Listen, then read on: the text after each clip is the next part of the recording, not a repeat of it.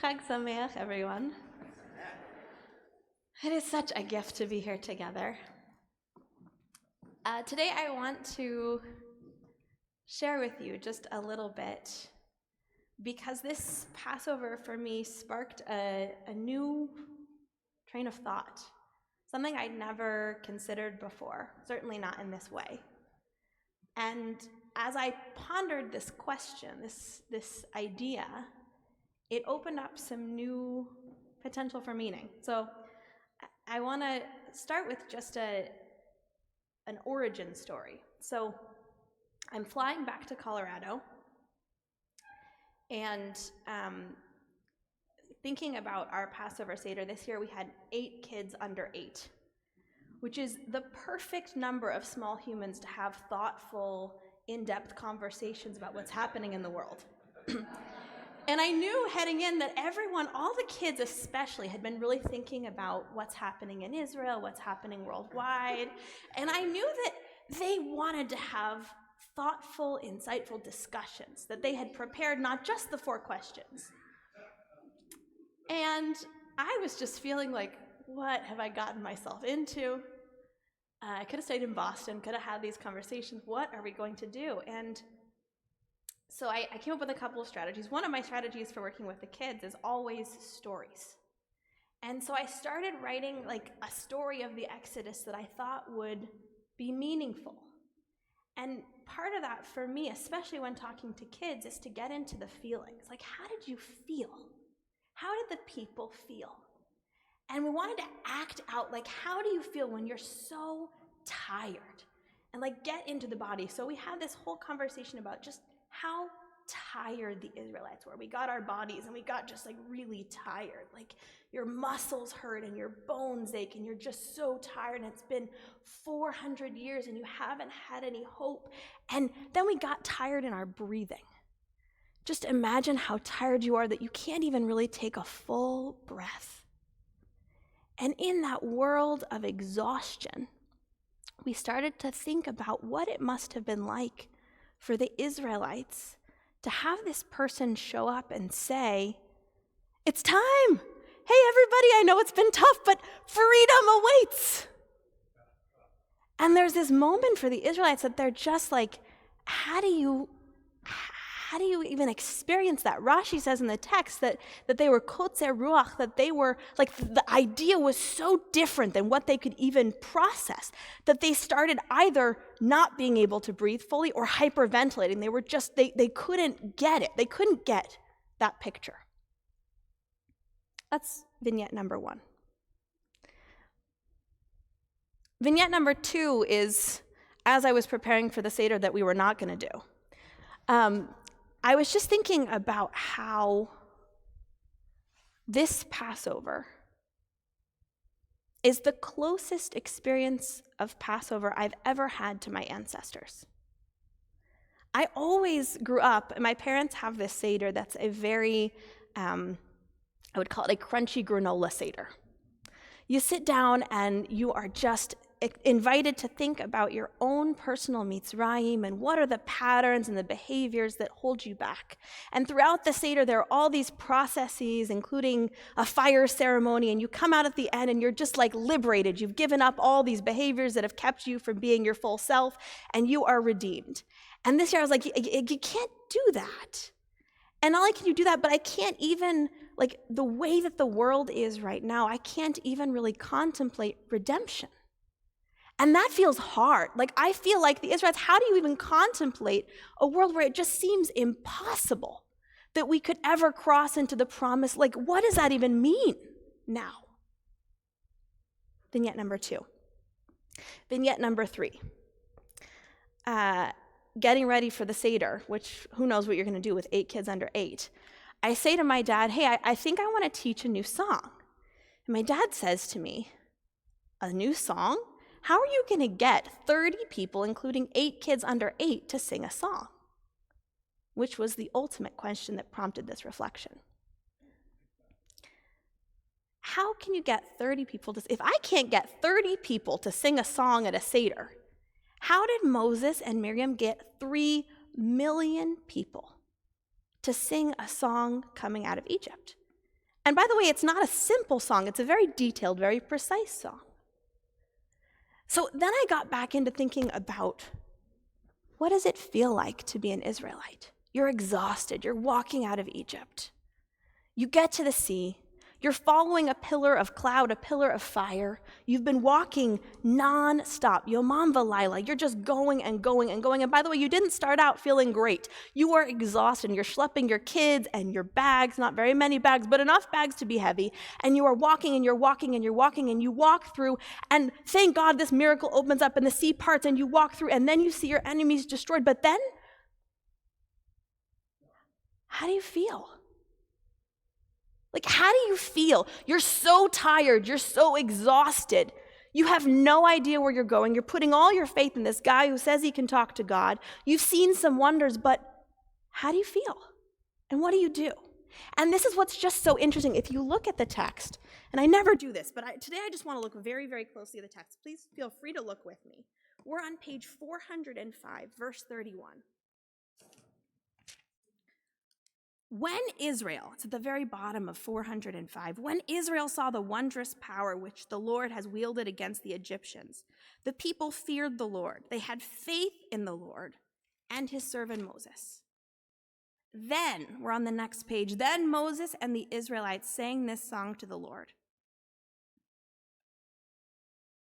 It blew my mind. It blows my mind every time I read this.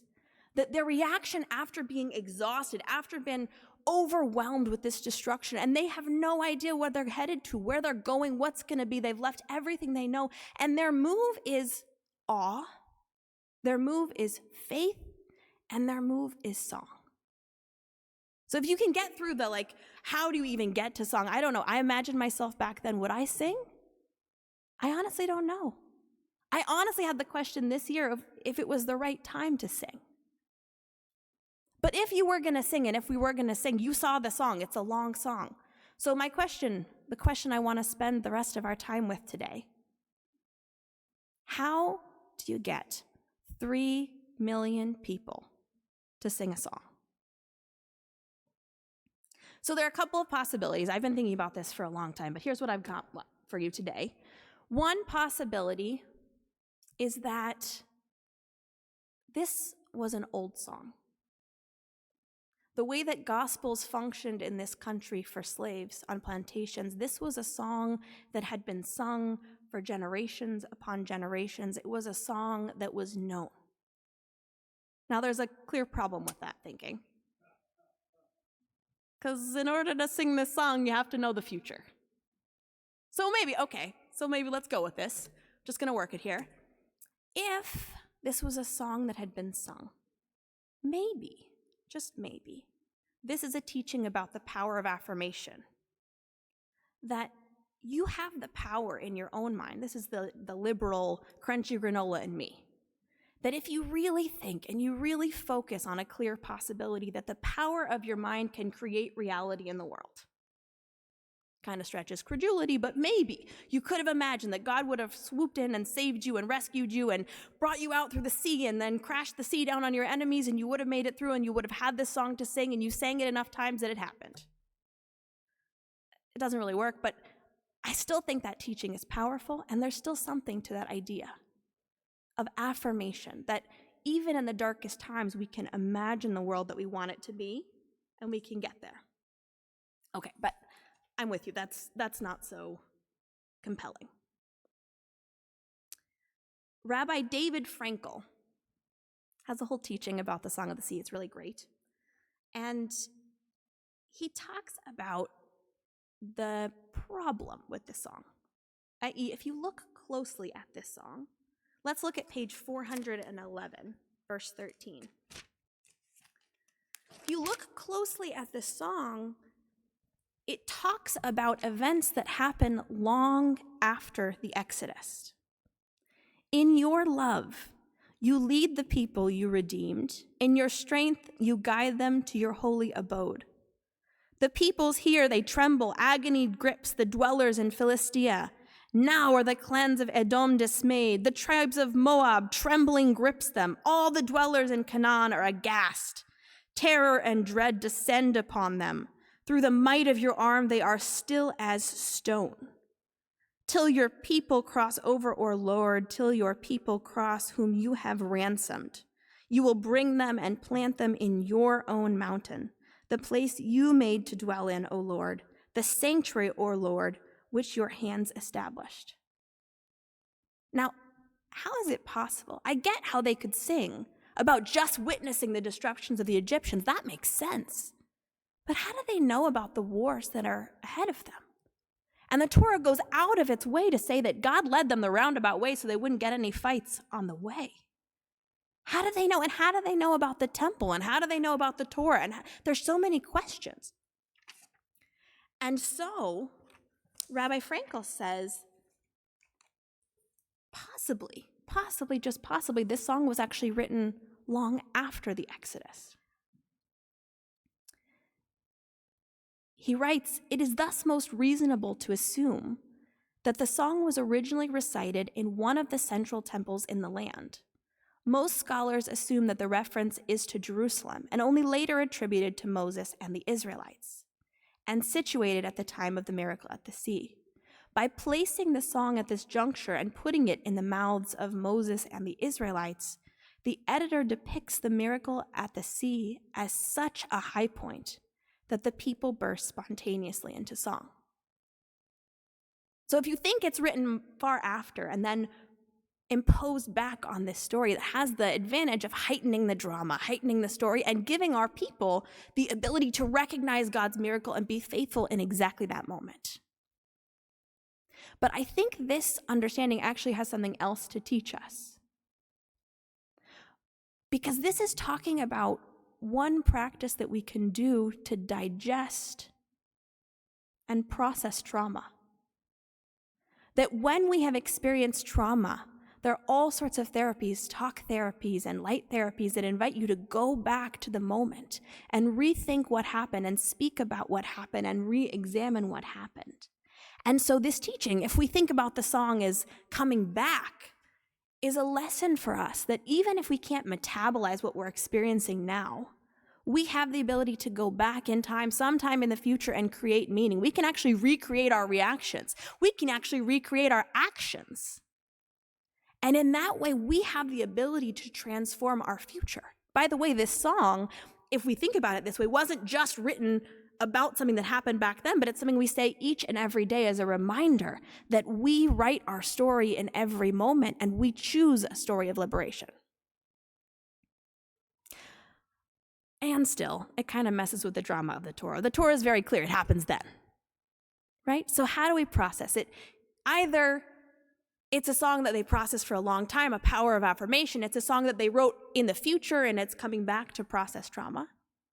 Or the simplest and probably most real idea, which is Rashi's explanation, which is that 3 million people could sing this song because Moses and Miriam sang it line by line. They would sing, Az Yashir, and then the people would sing, Mi Chamocha, the people would sing back. Now, there's a little technical problem. Moses probably didn't have a microphone loud enough for 3 million people, but if God can open the sea, I feel like God can create some kind of microphone situation.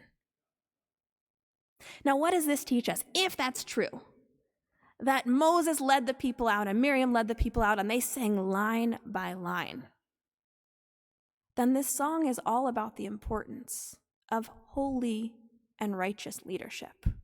Then this song is about the power that we have to join together in the most disparate of moments, in the most challenging of moments. If we have the right leaders, if we have the right leaders that can give voice to our feelings, if we have the leaders that can walk forwards in confidence and in faith, then 3 million people can all be on the same page and 3 million people can walk towards the promised land. So I don't think this song is A or B or C, right? This is a timeless song.